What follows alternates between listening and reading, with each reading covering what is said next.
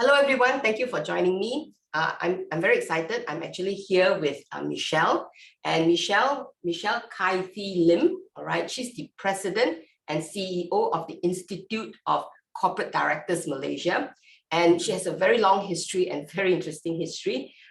She was with IHH Healthcare, and she was the group head, corporate secretarial and general counsel for some time. She was also the group head of legal and secretarial before that. Very interesting. This lady was also the chief legal counsel at Proton Holdings, Berhad. And before that, she was the general manager, group legal of Proton. So very excited. Thank you, Michele, for joining me. Maybe over to you. I want to ask on behalf of all the ladies at the SAS Institute event, how did you get to the position that you're in today, as CEO of ICDM? And maybe you can describe your journey, and if there are challenges, maybe you'd like to share with us. So over to you, Michele. Thank you, Jade. Thank you very much for having me, and thank you to all the participants and all the ladies here. Thank you very much. I'm very honored, very, very honored. Well, I'll give you a little bit of my background, and then building up to, what I am and what, what has formed me as a person today. Starting from my parentage, I come from a mixed parentage. My father is a Lim from Penang. My mother is half English, half Indonesian Javanese. So, and she was born in Segamat in Johor, and they met in Penang because dad is a doctor, medical doctor, although he was in research. Mom a nurse, so they met in hospital, fell in love, got married, moved to KL, and had me and my sister. So that's from a parentage point of view. Why I'm talking about my parents as well is they really shaped also the person that I am and how I am as well. For me, my father taught me, he was very simple. He just taught me humility and respect. And he was always very concerned, because he had two girls, that we must always be respected and obviously be respectful as well. But he was very concerned that as girls that, we were respected. My mom was larger than life for me, and both my parents have passed on, so both my late parents.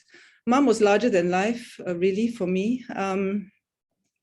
She really was such, and because she was such a lively and sociable person, right? She drove, she instilled in me, I suppose, the drive and the passion in doing things, right? And the most important thing was Mom was adamant that we should go to national school so we could interact easily across all cultures, all backgrounds, everything, right? And to me, that is so important. And that's how I brought my own children up as well, my two sons, and they went through national school as well. And I do see the virtues of the national school.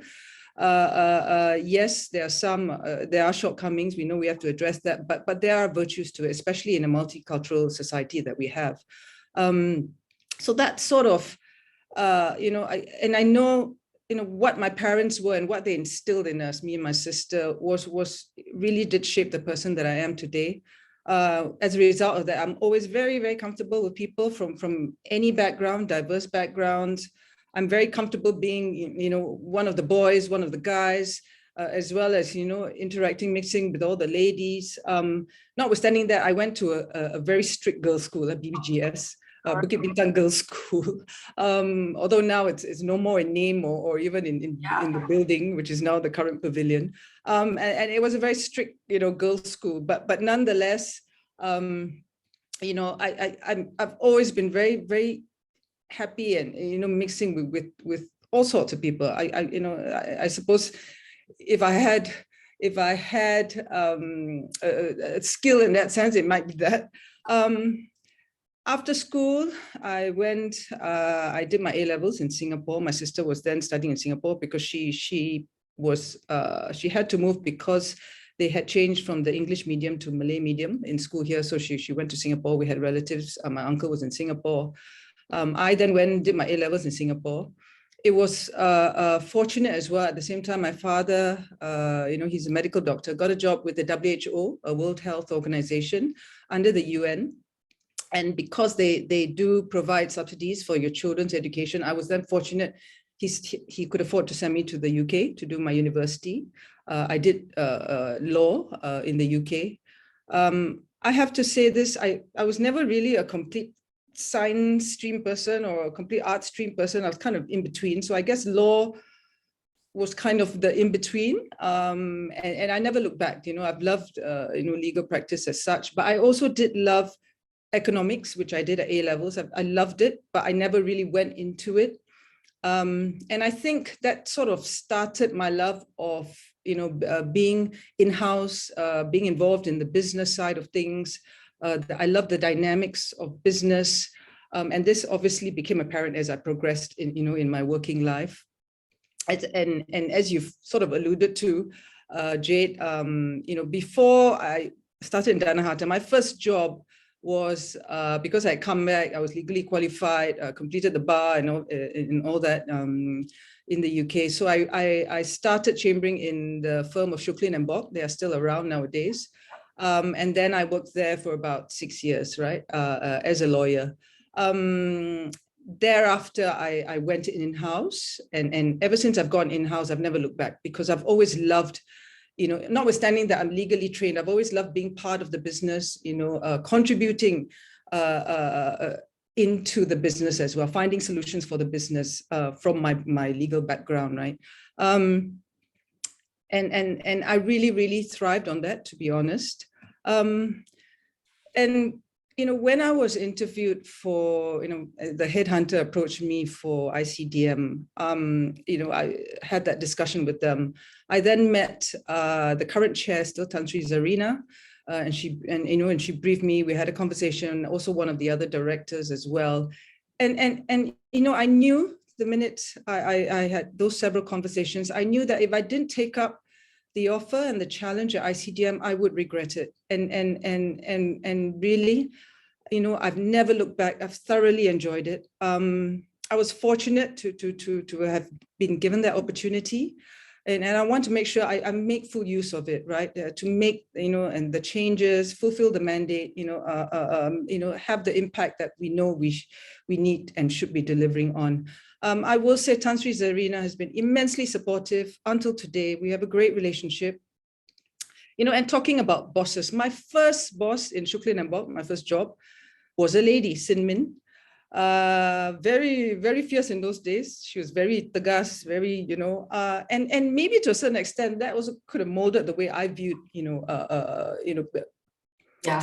working life, being a boss, being a lady boss as well. Although it never entered my mind about, being a lady, being a woman so much. It's just being a leader, progressing in my career. Sin Min was great. I liked the fact that she was just very on it.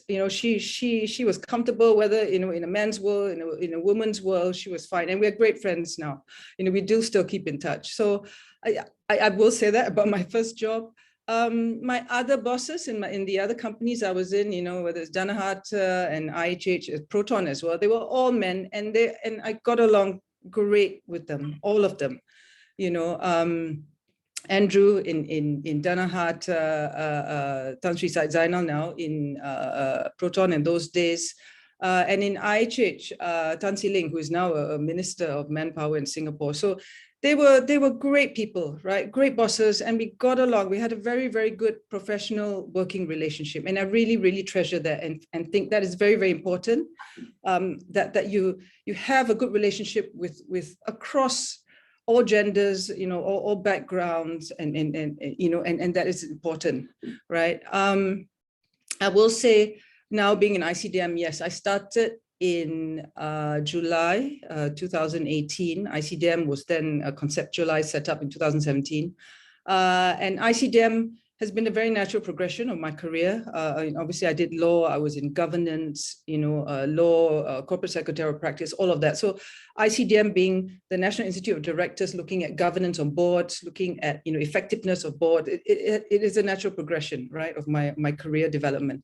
And no looking back at all, right? It's been extremely, extremely rewarding, I will say. ICDM is really like a startup. It is a startup, although we've progressed now. We're past our, coming up to the 4th year as well. And watching the business develop over time has been extremely rewarding in that sense, very satisfying. And I've had no regrets in that sense, thoroughly enjoyed it. And with more to come. So maybe I'll move on, Jade, to the challenges I've faced. Michelle, inside down there, one thing I do notice inside down there is that how you got to your position is that you actually you had very good interpersonal skills, a very good personal relationship, whether it's seniors or juniors, peers, male, female, it doesn't matter. So I think that really is one big coming from your background that really gave you this success. The other piece, as I hear you speak, is so much passion, right? And when you want to do something and you want to achieve it, I can hear the passion in your voice and in what you are trying to do. So that's really impressive. And I think that's probably one of the virtues that brought you to where you are. And you were also lucky because you worked well with your bosses, and some of them were your mentors. And I think they gave you the opportunity and the guidance to grow, right? So very, very interesting and very good learning for, I think, everybody, all of us, all right, in here. Okay, so do tell us, so what were the challenges as you went, as you journeyed to become the CEO of ICDM? Thank you, Jade. And I will say this, as I get more passionate, I get louder, right, as I speak. So just bear with me. Just one thing on what you said just now before I talk about challenges as well. When I talk about my bosses, the relationship was very professional and so good that when I had the offer from ICDM, right, to join ICDM, and I sat down with Seeling, my boss then, and he was he was very, very supportive. The board as well at IHH, and a lot of the members are still there on the board, was so supportive, and I find that is so important because they also, encourage, although, they know they're losing someone, but they also encourage you because that's your personal development, right? And they're very supportive of that. And I think that's why it's so important to have healthy relationships as such with all, everyone, all your stakeholders. And I'll talk about that later, but it really is. Sorry, so now on challenges, I will say I've been very fortunate from a personal perspective and a professional perspective. I've never experienced having to prove myself as a woman or having to fight in my role as a female leader. I've just pursued it with passion, and I know where I'm comfortable, I know where my strengths are, and I thrive in certain areas, and that's where I'm comfortable, right? And I've talked about that in business, guiding people, leading people, and I'm very happy doing that. That makes me happier. So in that sense, being a leader, it's not so much being female or anything like that, but just being a leader. But I do understand a lot of women out there face a lot of challenges in this regard, and I think this is where all of us can help by sharing at ICDM as well. We can help a lot in this, in trying to develop, women leaders as such. And we talk about this as part of our mandate. We develop what we call the pipeline of directors, right? The next generation of directors coming into the pool, because we're trying to refresh the pool of directors out there. So this is where we have a great role to play as well. And especially now, currently a lot of boards are looking for women, female directors, particularly this year into next year because of budget 2022. So again, huge opportunity now going forward.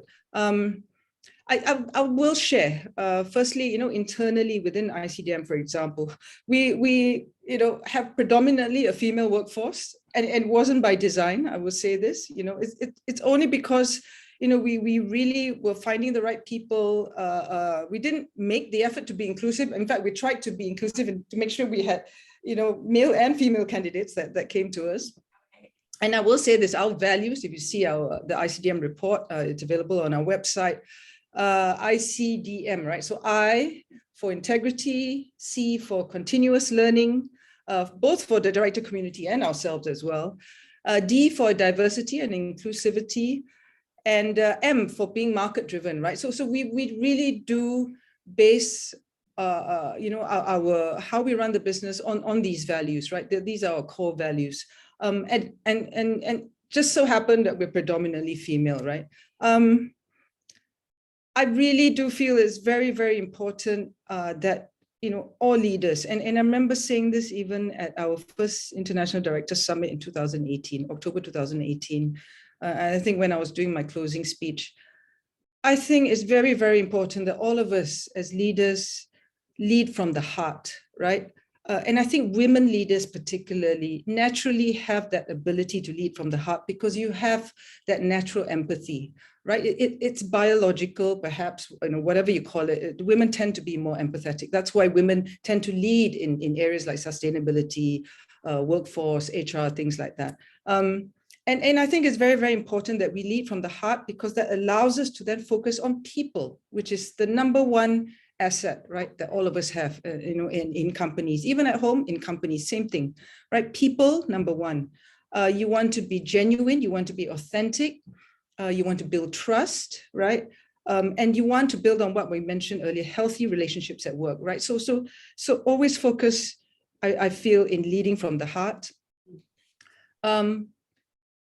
Conversely, also when you lead, you have to listen. And I think a lot of us are guilty of that, not listening enough. I literally remind myself every day. I consciously tell myself, I need to listen more. I need to listen more because sometimes, you're so caught up. You've got so many meetings, especially now in the virtual space, non-stop. You've got to say what you need to say, but you need to stop and listen. And I think that's very important, whether it's to all your stakeholders, right? Your employees, your board members, everyone, your clients, your members need to also stand back and take a step back and listen. And I find that sometimes you don't even need to predetermine the answer. When you take a step back and you listen, you actually find naturally the answer will come. Sometimes you give yourself a day or 2 days to take a step back and listen, and you find the answer will come if you don't have the answer already. So I think it's very important. And these are the sort of challenges and this is how I've found what I've faced as in this journey. Next point, I think most people, we talk about people, it's building a good team around you as a leader and empowering them, right? That's so important, right? I would have no qualms hiring someone who earned more than me because I've seen this before in my earlier jobs, right? And it makes sense. Sometimes you need good people around you. They could be more qualified than you in terms of certain areas. You may even need to pay them more, so be it, right? But to have a good team around you is so important, and to empower them, right?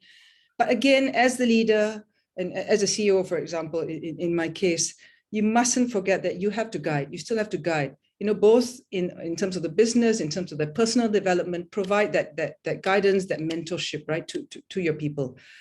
Business, it's never static, right? We know this so much more so now. And likewise for your people, they are never static. They're continuously learning. That's why we talk about continuous learning, lifelong learning, right? We talk about that in terms of, our mandate to the director community, but we apply that to ourselves as well. And that's very important. Yeah. As a leader as well, walk the talk, be consistent, right? Because that engenders the trust, which is so crucial, right? And you have to have that consistency. But again, that's linked to leading with your heart, right? If you lead with your heart, you will be consistent, right? There's nothing that's contrived, right? There's nothing that's not true to yourself, right? You just might need to focus on certain areas that, and remind yourself, right? Currently as well in this virtual space, and we're all trying to battle with that balance. And everyone at ICDM would know this, and Lena as well. I'm always preaching work-life balance, right? I always say you have to find your balance. Take your leave, take your holidays. I always tell them, find your balance, and to each their own, right? I can't tell you what your balance is. For me, for example, balance is, I sleep early, I wake up early. I may not necessarily have meetings on weekends, but I'll do whatever it takes on a weekday. That's my balance, right? But some people, it's different, right? They may like doing a 7-day week, not a full day every day, whatever. Find your balance, right? We give you that flexibility, but always find that balance, and they need to find it for themselves. So to each their own in that sense. Personally, for me, in terms of working trade, I'm very results oriented. But as you know, we move along now, and the way businesses are facing challenges now, I think it's very important that we need to focus on results. But when I talk about results, it's no more so much the output that you see, the more quantitative measures. You need to look at qualitative measures. So we start to look now at outcomes. We start to look at impact. We had this conversation as well in a recent webinar on not-for-profit organizations, and we are not a not-for-profit organization. So we need to have results, right, in order to measure, and recognize and incentivize people, right, and measure their progress. So it's very important as leaders that we make sure there are results to show for the end of the day, right? They could be quantitative and that they could be qualitative results, right? But that I think is very important. Okay. If I focus just a little bit more, Jade, on the external environment, how the type of challenges we had, I think, again, it boils down to, internalizing a lot of your leadership. It has to come from within.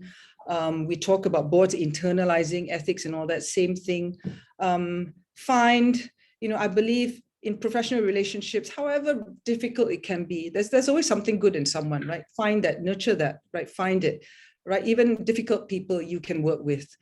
Focus on your business mandate, right? I've talked about it, tangible, intangible, financial, non-financial, and make sure that it should never always all be about the money only. It's not, right? You need to look at other things, look at your people, deliver to them, build measuredly, so that, that builds sustainability for your business. As someone also once said to me, always communicate your intention as much as your outcomes, right? Because this helps to manage expectations and people see what you're doing about things. So again, those are a few of the advice I've had in my working life that I will share. Always be agile. I think it's important to be agile, have an open mind. And with agility, you will innovate, you will collaborate, and all that is important. And lastly, one more thing, sorry, Jade. Very important for me is always find the gems. I call them gems, GEMS, in your business, whether it's people you work with, your clients, your experts that you approach, your faculty members, your members, media, whatever. Find the gems in your business and the opportunities as well, in the people and in the opportunities. And that will always build you up, I find, and I always like the gems because they're the unknowns, they're the lesser knowns, they're the up and coming. Always look for those. I think it's important. And again, back to International Women's Day, I know a lot of women have asked me, in fact, what they should be doing. And I always feel, in a man's world, right, you would need to interact or take them on, whoever it is out there, in the way a man would, right, in order to be able to coexist, right, in this man's world, as we call it. And I'm not talking about playing golf. It's not that. It's just a mindset thing. It's a networking thing. It's a socializing thing, right? Socialize, not just with the women, socialize with the men, socialize with everyone, right? So then you learn to understand what makes them tick. You learn to understand how to coexist, build healthy relationships. And if we're not on the back foot, right, we don't feel we have to prove ourselves, right? Develop your natural ability, and that will lead, put you in good stead. And I know, and as I've said, my natural ability was to mix well with whoever, no matter their background. And I think it's important you find that. Lastly, like my mother, who was also a working mother, hard work never killed you. But do your time. I do believe in that. There are no shortcuts in life, right? And working life is the same. And then that's my final last words. Thank you. Wow, that was really good. Okay. I mean, and I think you really built on, in terms of working relations and the importance of it, empathy, work, leading from the heart, building the team, which is so crucial. It's a lip service to many people, but it's really, really real. Okay. I mean, from my experience as well, walking the talk, and also very much internalization, right? And finding the gems is a good piece of advice. I think we always try to look for, something big, right? But actually it's right there in front of our eyes. Find the gems. That's where the most value is, and it's so rewarding, right? I love that. To me, Yeah, but it takes time to find the gems. Right, so I think that's very good advice for all our audience out there. So Michele, thank you very much. I know I took a lot of your time, and I know you prepared very much for this little discussion. And I think these are actually very valuable advice for ladies, as well as for gentlemen as well, all right? It's for everybody. And there is no such thing as a glass ceiling. We just need to mingle and be ourselves and be what we are, right? So Michele, thank you very much. I wish you all the best in ICDM. And if you need anything else, do catch up with us at Queenie and the team at SAS, as well as anytime with me. Okay. Thank you. And to anyone out there, if you need any help, do ask. Come to me, shout out. Yeah, very good. Thank you so much, Jade. Thank you. All right, thank you. I will edit this and then share it. Okay. Thank you. Okay. Bye-bye. Bye, Lina. Bye. Thank you, Bye, Lina. Jade. Thank you. Thanks, Michele. Bye. Bye.